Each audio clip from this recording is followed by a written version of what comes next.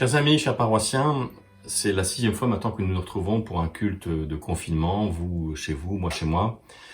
Et c'est vrai qu'aujourd'hui nous allons alors essayer d'approfondir ce thème de la sagesse, de réfléchir à partir de nos préoccupations quotidiennes. Alors je ne suis pas dans le temple, je ne porte pas la robe, mais nous avons essayé les uns avec les autres de créer cet esprit de fraternité, de communion, où nous allons ensemble écouter la parole, partager, prier, se recueillir. C'est cela la mission de l'Église, et même si le confinement nous contraint, il ne nous empêche pas de vivre l'Église des Batignolles. Et je vous propose de commencer par cette prière, écrite par quelqu'un d'ailleurs qui est malheureusement décédé au Cameroun il y a quelques années déjà, et qui était un envoyé français, Éric de Putter. Et je vous invite à cette prière. Joie, simplicité, miséricorde. Heureux toi dont la simplicité seule éclaire ton esprit, tu te confies à l'essentiel. Heureux toi qui connais la tristesse, tu sais comment te relever. Heureux toi qui uses de douceur, tu récolteras les fruits de ta douceur. Heureux toi qui ne peux te contenter de la justice des hommes, tu découvriras ce que tu ne peux même pas soupçonner. Heureux toi qui vis en spiritualité, tu ne seras jamais seul. Heureux toi dont le cœur est source de pureté, tu verras ton œuvre comme une œuvre divine. Heureux toi qui construis la paix, tu verras que tu es une œuvre divine et tu comprendras ce que cela signifie. Heureux toi qui connais la justesse et ses limites, tu marches avec d'autres sur le chemin d'une vérité, conscience et liberté. Amen. Confie à Dieu ta route, Dieu sait ce qu'il te faut. Jamais le moindre doute ne le prend en défaut. Quand à travers l'espace il guide astres et vents, ne crois-tu pas qu'il trace la route à ses enfants? Bénis, ô Dieu, nos routes, nous les suivrons heureux, car toi qui nous écoutes, tu les sais, tu les veux. Chemin riant ou sombre, j'y marche par la foi. Même au travers des ombres, ils conduisent à toi.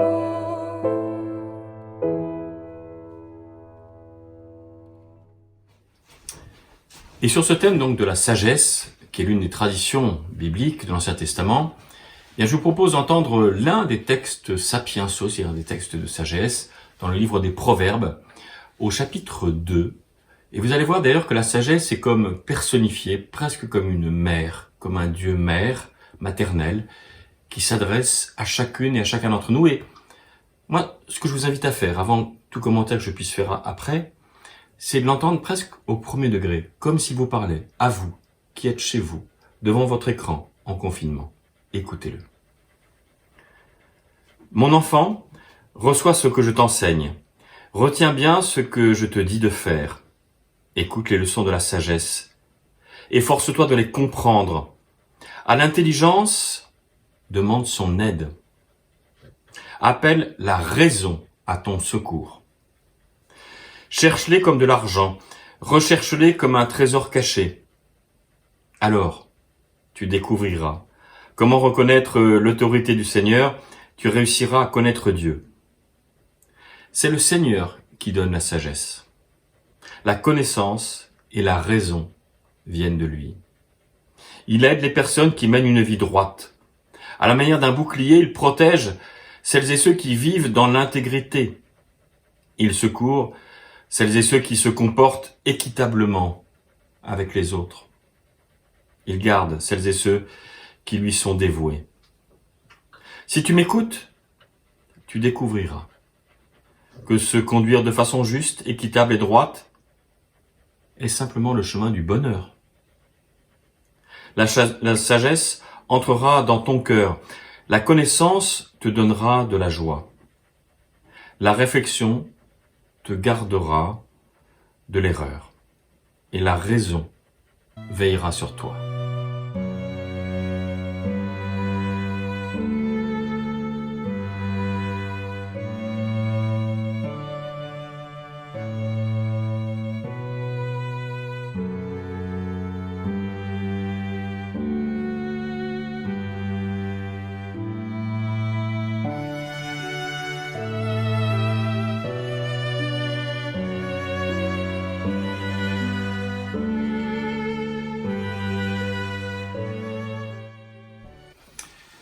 Chers amis, vous n'avez peut-être pas l'habitude d'entendre ces textes de sagesse qui, effectivement, ne font pas partie de nos premiers textes, nos textes favoris, comme le psaume 23 dans l'Ancien Testament, comme Genèse 1 ou 2, etc. Mais le texte que je viens de vous lire fait partie de cette tradition de sagesse. La sagesse, c'est quoi? C'est simplement, à côté d'autres traditions, comme la tradition prophétique par exemple, ou les 5 premiers livres de la loi, voilà, la Torah, eh bien, la sagesse, c'est de comprendre les choses à partir des réalités quotidiennes, dans un langage simple, avec des images empruntées au quotidien. Or, aujourd'hui, qu'est-ce que nous sommes en train de vivre, si ce n'est cela?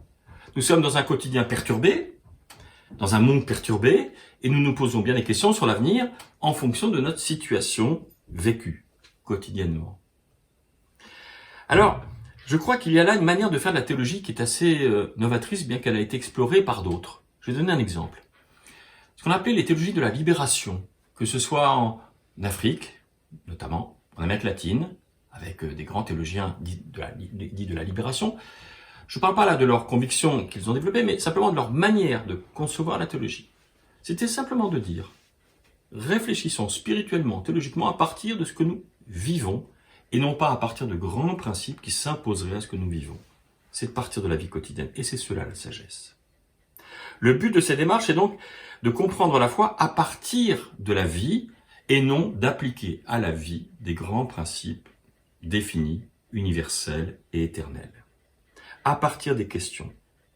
Comme nous tous, nous vivons en ce moment des moments de choix qui sont peut-être petits, dérisoires, à quelle heure nous allons aller promener le chien, à quelle heure nous allons faire les courses ou à quel jour, parce que j'espère que vous les faites moins d'une fois par semaine. Mais en tout cas, voilà. C'est vrai qu'il y a des moments où l'on a des choix. Alors ça peut être dérisoire, je le disais, mais ça peut être essentiel. C'est donc, la sagesse nous invite d'abord à une morale en situation. Ce qu'on appelait d'ailleurs autrefois la casuistique. C'est un mot qu'on a peut-être oublié, ou qu'on a dérivé vers quelque chose de plutôt négatif. Et en fait, c'était, non pas le principe, mais de dire, dans ce cas-là, d'où casuistique, dans ce cas-là, comment j'applique le principe, comment je traduis ce principe que j'ai reçu. C'est pas le bien absolu ou le mal absolu, c'est là, je fais quoi? Mon choix. Alors, néanmoins, dans le livre des Proverbes, il y a aussi la définition de principe fondateur. Avec, vous avez entendu cette manière de parler de la sagesse, personnifiée en quelque sorte, qui parle à son enfant comme une mère.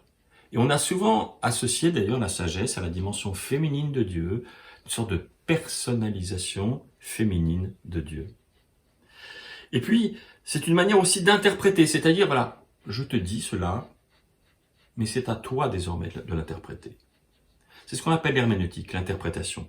Nous ne sommes pas, contrairement à ce que l'on dit trop souvent, une religion comme le judaïsme et l'islam, nos deux religions sœurs, nous ne sommes pas toutes les trois, des religions du livre, mais de l'interprétation du livre. Le texte ne parle pas en lui-même, il doit être, nous dit ce chapitre 2, interprété. Et ici, les principes fondateurs sont simples. 2 principes. La justice, évidemment. Chercher la justice. Et deuxièmement, combattre tout ce qui défigure l'être humain. Or, c'est ces 2 questions que nous allons devoir nous poser dans les temps qui viennent.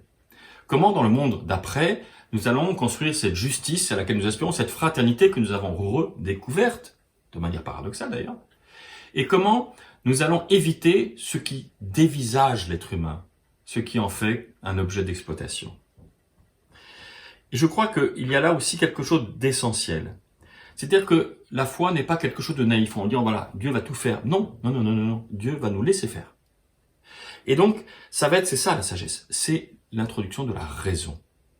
Un grand théologien du XIIe siècle, voilà, juste à la charnière, eh bien, Saint Anselme de Canterbury avait cette expression en latin, fides quaerens intellectum, c'est-à-dire la foi en recherche de l'intelligence.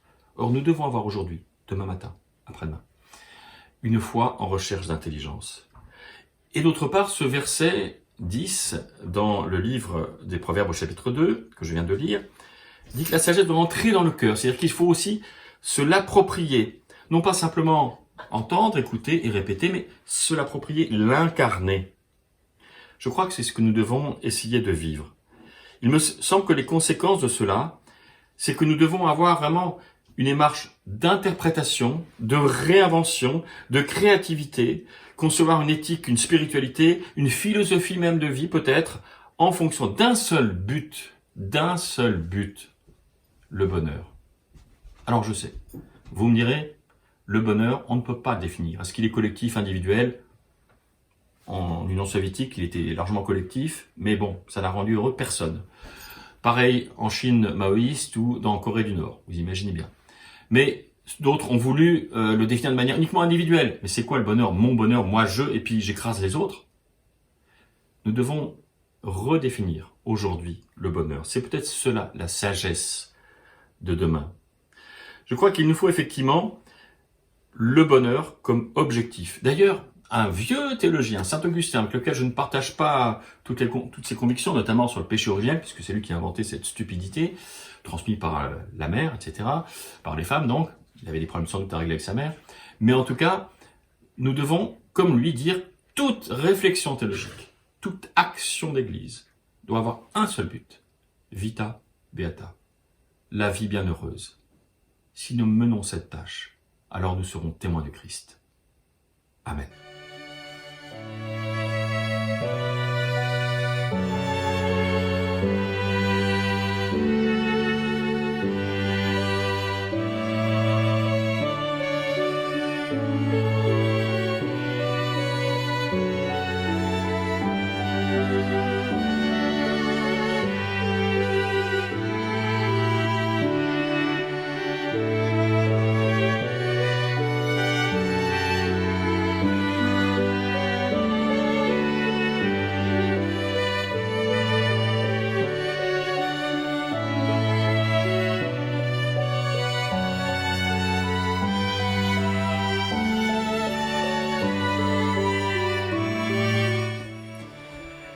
Et je vous invite, pour terminer ce culte, eh bien, à confier à Dieu notre route, comme on l'a entendu tout à l'heure, grâce à notre pianiste et à ses deux chanteuses, eh bien, à confier à Dieu notre route en priant les uns pour les autres, les uns avec les autres.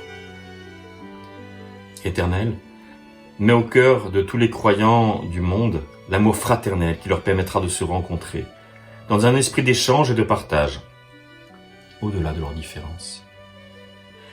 Que chacune apprenne à découvrir les richesses de l'autre, afin que cette fraternité redécouverte en ces temps de crise ne soit pas qu'un mirage éphémère. Éternel, apprends-nous à nous écouter mutuellement avec patience et humilité, pour que chacune de nos rencontres devienne un carrefour où chacun reçoit autant qu'il donne, même si nous venons de chemins très différents, afin que nous mesurions la profondeur de cette fraternité qui ne fait pas de nous pour autant des clones ou des jumeaux. Éternel, donne-nous la force de la foi et rassemble-nous dans une volonté commune de témoignage de cette bonne nouvelle à partager. Apprends-nous la joie de la foi, de l'espérance, de l'amour qui transforme le monde, afin que nous fassions du bonheur le but de notre action raisonnable et spirituelle. Éternel, fais qu'au travers de chacun de nous, ce soit ta lumière qui rayonne, pour que le monde de demain, le monde d'après, puisse découvrir ta présence et ton amour. Le monde entier est mon village. L'univers est ma paroisse. Pousse chacun d'entre nous vers le grand large, vers une civilisation de l'amour, où ce qui nous rassemble nous libérera de ce qui nous divise. Et que Dieu vous bénisse. Amen.